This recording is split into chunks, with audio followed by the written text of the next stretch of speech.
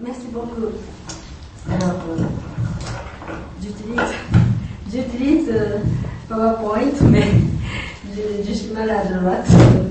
J'espère qu'il n'y a pas de problème.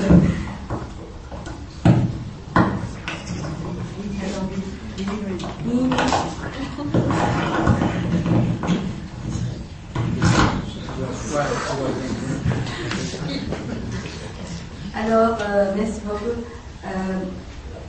Quand on veut réfléchir au thème du plurilinguisme, il me semble intéressant et significatif d'examiner le cas du Québec. Donc, j'essaie d'examiner ici, à la lumière des enjeux du plurilinguisme, la francisation hybride, une des conséquences assez inopinées de la charte de la langue française du Québec, par suite de la triangulation linguistique, aspect spécifique à Montréal, constituant une des bases de la fondation de Vice Versa, c'est la revue symbolique reflétant une société québécoise métissée. Alors, la situation linguistique du Québec est unique et complexe. Comme on le sait bien, bien qu'il soit majoritaire, les Québécois francophones ont subi pendant longtemps la domination des anglophones minoritaires. Avant les années 70, Montréal, la métropole du Québec, était une ville bilingue, utilisant le français et l'anglais. D'ailleurs, c'était une ville divisée en deux camps étanches, francophones et anglophones. Comme Hugh McLennan, écrivain canadien, l'a bien qualifié dans deux solitudes. Après la Révolution tranquille des années 60, c'est une véritable réforme administrative a conduit le Québec vers une société moderne et à l'épanouissement de la culture francophone. C'est la charte de la langue française, dite la loi 101, mise en vigueur en 1977, qui a marqué un tournant crucial dans la francisation du Québec, voire la reconquête francophone. La charte de la langue française est d'une importance cruciale du point de vue de la politique linguistique du Québec. Surtout du fait qu'il y a eu une multitude de débats et de controverses à son sujet. Mais ici, je dois dire que, faute de temps pour en suivre tous les détails, je ne mentionnerai que certains points fondamentaux. La charte, ayant pour objectif le français comme seule langue officielle du Québec, comporte certaines clauses obligatoires.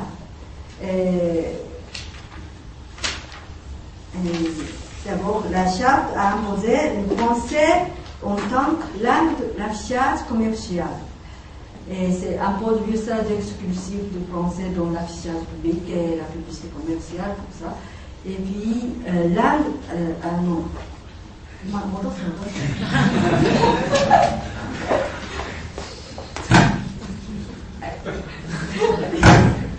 Excusez-moi. Donc, on m'a dit.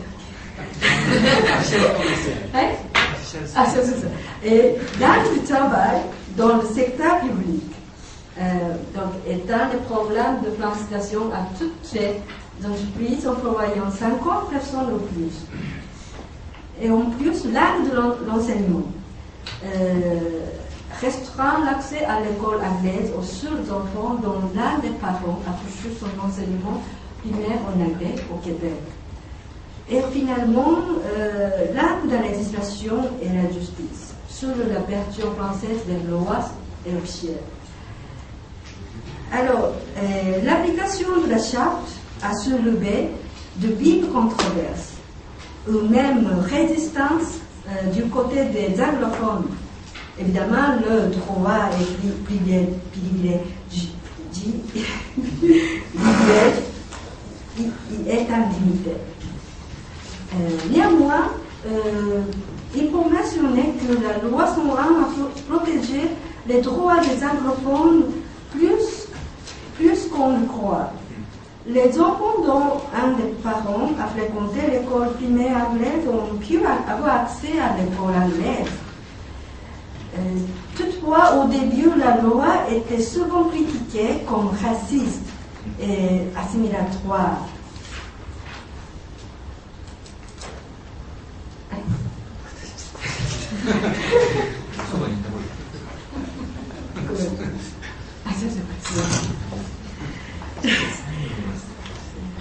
Cependant, le bilan de l'examen des conséquences de la loi, 30 ans après sa mise en œuvre, démontre des effets assez inattendus. Il révèle une transformation significative du côté de la communauté francophone, engendrée par présence de la charte dans la société québécoise.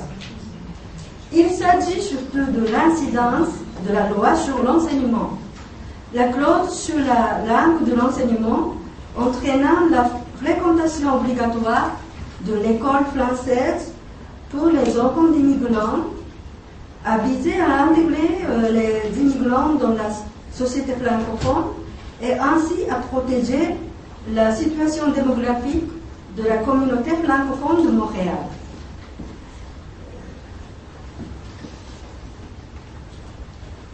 Et donc, ces deux tableaux suivants, ça c'est les documents du ministère de la Culture et des Communications du Québec en 1987, montreront bien à quel point la loi a réussi à endiguer l'accès à l'école anglaise et à réduire le pourcentage des élèves qui s'y inscrivaient. Et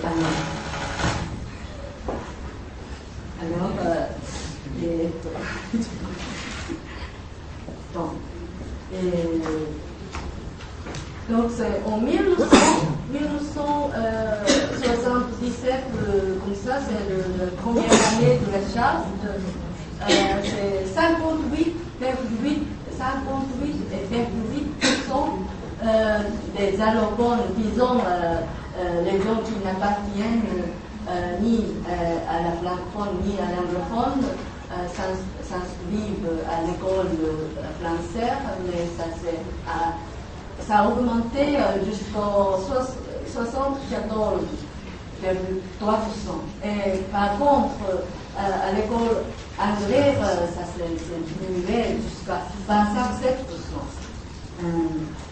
Quant à la répartition des élèves allophones selon la langue d'enseignement, Île de Montréal, en 1976-1977, c'est la première année de la charte française, c'est seulement 23% des élèves sont inscrits à l'école française, mais en 1994 jusqu'en 1995, le taux s'est élevé jusqu'à 78,5%. Enfin, l'effet de la loi 101 dans le secteur scolaire français de Montréal a été tout aussi considérable. Le magazine L'Actualité, c'est le magazine qui circule à Montréal, au Québec, en français, a organisé en septembre 2007 un numéro spécial consacré au sondage sur les réalités des enfants de la loi 101, 30 ans après son application. L'enquête de l'actualité met en prière une nouvelle génération en promotion, ayant des sensibilités de tolérance et d'ouverture, et soutenant la langue française comme symbole d'unification sur l'hybridité.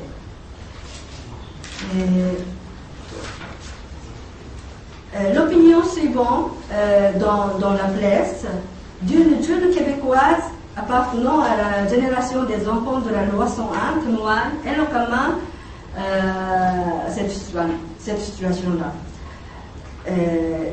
Je cite, la charte de la langue française a eu pour nous un sens beaucoup plus que simplement juridique.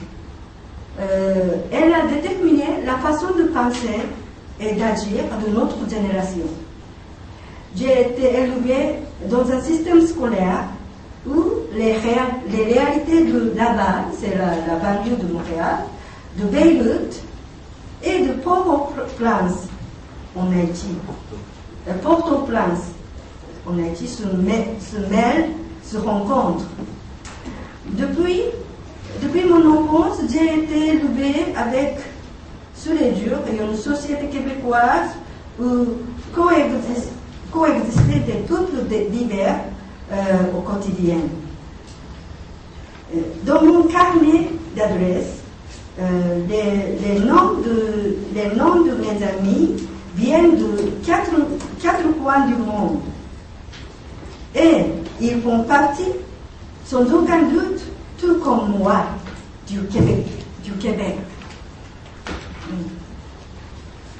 Par ailleurs, Marco Micone, écrivain d'origine italienne, nous dit, je cite, en lieu cosmopolite, une identité ne sera réussie que si elle se nourrit de plusieurs allégeances et appartenances linguistiques. Tout comme le français québécois ne survivra que s'il réussit à exprimer plusieurs identités. Fin de citation. Ainsi, ce qui est remarquable, ça c'est, j'ai trouvé une photo, c'est dans un article, devenir québécois ou québécois est un être tout en complexité, ça aussi c'est révélateur. Alors, ainsi, ce qui est remarquable, c'est plutôt l'hybridité et l'ouverture que la charte a inspiré dans une communauté francophone, jusqu'alors relativement homogène et isolée. Par ailleurs, suite à de nombreuses controverses et plaintes en justice, la loi 101 a subi certaines modifications importantes qui permettent des assouplissements de ces clauses. Par exemple, la clause sur la langue de l'affichage commercial a été modifiée. On est passé de l'usage exclusif du français à la nette prédominance du français dans l'affichage public et publicité commerciale. Alors, par exemple, ça c'est un quartier de Saint-Laurent, beaucoup d'immigrants habitent, c'est un quartier très pluriel, métissé, c'est un peu symbole de Montréal, c'est un quartier chinois, mais trois langues s'affichent comme ça. Alors, et puis, comme ça aussi. Par conséquent, comme on le voit bien sûr ces diapos, les affichages plurilingues, comprenant le français, mais aussi d'autres langues plus lisses, maintenant à Montréal.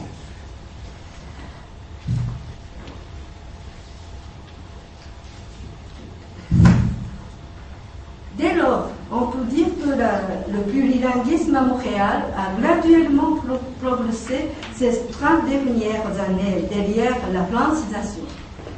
Ce qui me semble surtout intéressant et important au sujet du processus d'intégration des allophones, c'est qu'une nouvelle culture franco-québécoise a émergé et qu'un compromis important où une entente s'est formée entre les francophones de vieille souche et les nouvelles minorités ethniques francisées.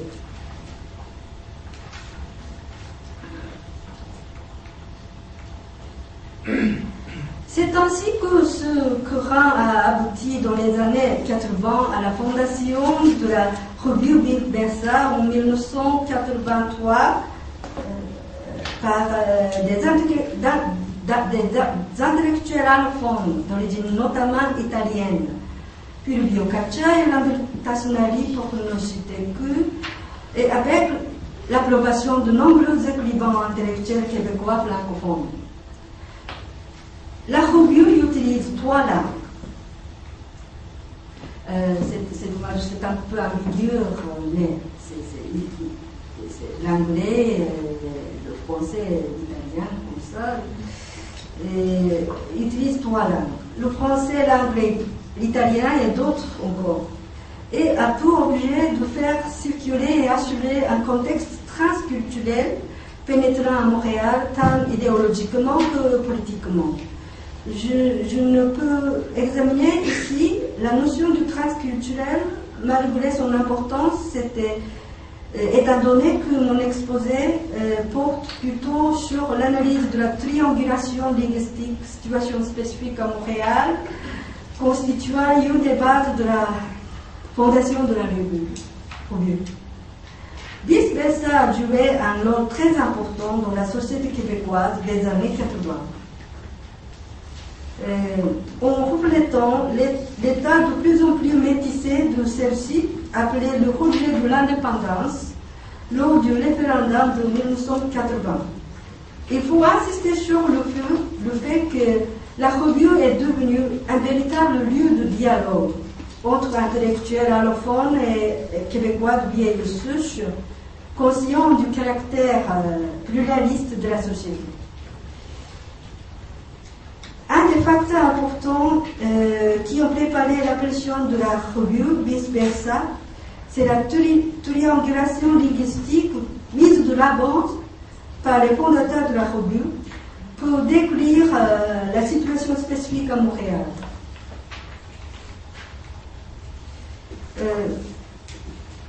Cette situation a reposé sur tout d'abord l'existence historique des pôles bipolaires, le français et l'anglais, et en plus sur l'insertion d'un 3e pôle linguistique allophone.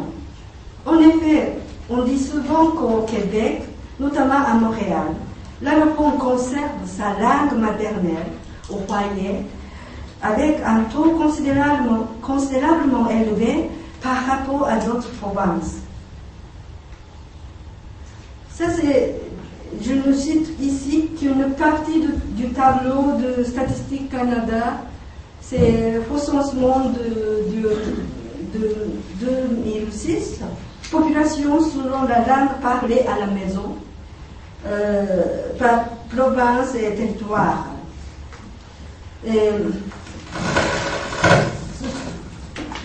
Ce sont les cycles bleus et les dénominateurs sont variés, donc c'est difficile à deviner. Mais si on calcule le taux dans chaque province de l'utilisation de 3 langues, anglais, français et langue non officielle, c'est vrai que celui du Québec a 9 fois plus que celui de l'Ontario et 3 fois plus que celui du Canada. Donc c'est vraiment au Québec, on garde à la maison les langues, les linguistes. Alors, à cela s'ajoute une alliance spéciale entre les Québécois de vieille souche et les allophones qui a favorisé la fondation de la revue.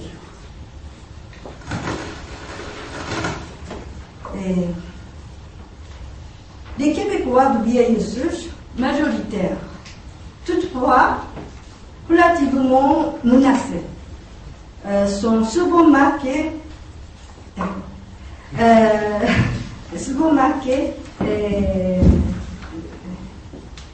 par des caractères minoritaires, tandis que les allophones, les immigrants minoritaires, ne perdant pas leur originalité, sont en plein essor au Québec. Et entre eux s'établit une entente, voire une solidarité. Pour la conclusion, il faut dire que le Québec, société diversifiée, est toujours soumis à un risque de rupture. Les différences agrandissent entre la jeune génération, celle des enfants de la loi, sont et la vieille génération, celle des souverainistes, et également entre la métropole et la banlieue ou d'autres régions. La réalité plurielle progresse principalement à Montréal. Comme le fameux débat des accommodements raisonnables l'indique, il y a énormément de choses à accommoder ou à ajuster dans cette société plurielle.